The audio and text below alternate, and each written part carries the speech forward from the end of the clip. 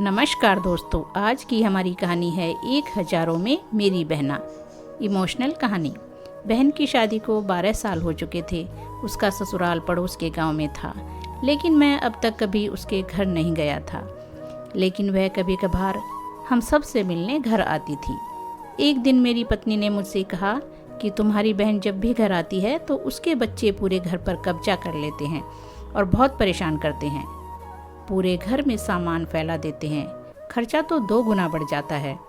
तुम्हारी माँ तो चोरी चुपके से उसे साबुन, वॉशिंग पाउडर, चावल और दाल यह सब चीज़ें देती रहती हैं।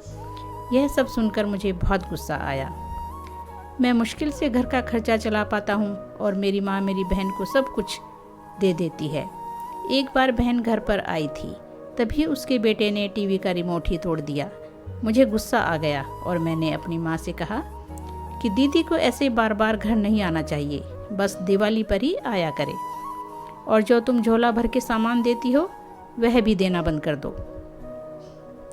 माँ ने कुछ नहीं कहा, पर बहन ने सब सुन लिया था, लेकिन वह भी कुछ नहीं बोली। 4 बज चुके थे। उसने अपने बेटे को तैयार किया और कहा, भाभी मुझे बस स्टॉप तक छोड़ दो। मैंने ऐसे ही झूठ मूठ दीदी को बोला, जा रही हो दीदी, कुछ दिन और रुक जाती। उसने मुस्कुराते हुए कहा, अरे नहीं, बच्चों की छुट्टियां ख़त्म हो रही हैं, हमें जाना चाहिए अब। एक दिन हम दोनों भाइयों के बीच ज़मीन का बंटवारा होने वाला था। तब दीदी भी आई थी, लेकिन मैंने उनसे सीधे कह दिया कि मैं अपने हिस्से से कुछ नहीं दूंगा। माँ ने कहा कि बेटी का भी अधिकार होता है, लेकिन मैंने माँ को चिल्लाकर कहा कि मैं उसे कुछ नहीं दूंगा। दीदी सामने बैठी थी, पर कुछ नहीं बोल रही थी। अलग होने के कुछ ही दिनों बाद मेरे बड़े बेटे को टीबी की बीमारी हो गई। मेरे पास उसके इलाज के लिए बिल्कुल पैसे नहीं थे।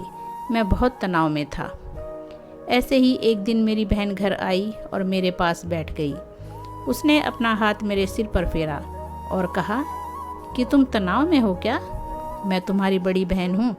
मैंने तुम्हें बचपन से पाला है, तुम्हें जानती हूँ मैं, पर तुम मुझसे कुछ ज़्यादा ही बड़े दिखते हो। उसने अपने हाथों से सोने की चूड़ियाँ निकाली और मेरे हाथों में दे दी। उसने कहा, तुम पागल हो, तुम ऐसे ही टेंशन ले रहे हो। यह चूड़ियाँ लो और अपने बच्चे का इलाज करवाओ। वह धीरे से बोली, चूड़ी के बारे में किसी को मत बताना, तुम्हें मेरी कसम है। उसने फिर से अपना हाथ मेरे सिर पर फेर दिया। उसने मुझे 1000 रुपये दिए और उसमें 50 और 100 के नोट थे। शायद उसने बचत करके जमा किए होंगे। वह पैसे जेब में रखते हुए बोली कि बच्चों को जो चाहिए ले लो और इस तरह टेंशन लेकर मत बैठो। चलो, मुझे अभी जाना है। बच्चे स्कूल गए थे, इसलिए सोचा जल्दी जाकर भाई को मिलकर आऊँ, इसलिए आ गई।